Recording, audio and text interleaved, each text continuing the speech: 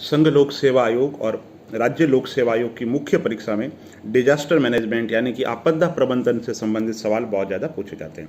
आप कहोगे साहब राज्य लोक सेवा आयोग में तो डिजास्टर पाठ्यक्रम में ही नहीं है, कहाँ से पूछा जाएगा?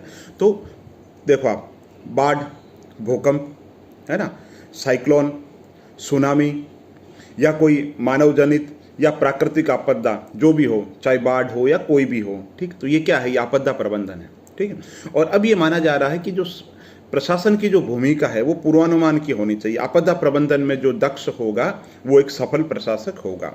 तो मुख्य परीक्षा में अगर आपसे पूछा जाए तो आपको देखो 3 पॉइंट आपके पास में होना चाहिए।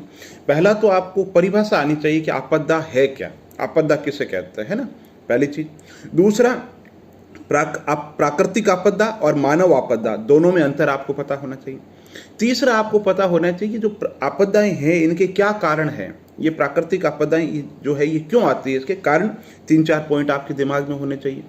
फिर आप कहो कि साहब हो क्या रहा है, कौन क्या कर रहा है, तो केंद्र सरकार क्या कर रही है इसके लिए, राज्य सरकार क्या कर रही है, कौन से मंत्रालय, कौन से विभाग, कौन से विशिष्ट एजेंसियां, स्वयंसेवी संस्थाएं हैं, अंतर्राष्ट्रीय संस्थाएं इसके लिए काम कर रही है।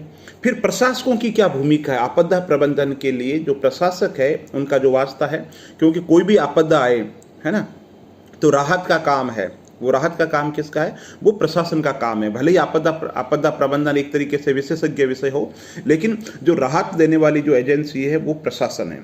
तो प्रशासन आपदा प्रबंधन के अंदर क्या कर सकता है, क्या भूमिका होनी चाहिए, ये आपको अच्छे तरीके से आनी चाहिए।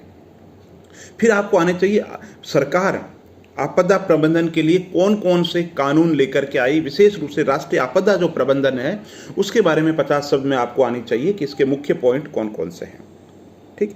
तो आप देखिए, आपदा प्रबंधन तो पाठ्यक्रम में है ही, और अगर नहीं भी है तो आपदा प्रबंधन के अंदर भूकंप क्यों आते हैं, क्या भूकंप के कारण है, क्या परिणाम है, सुनामी क्यों आती है, ठीक है।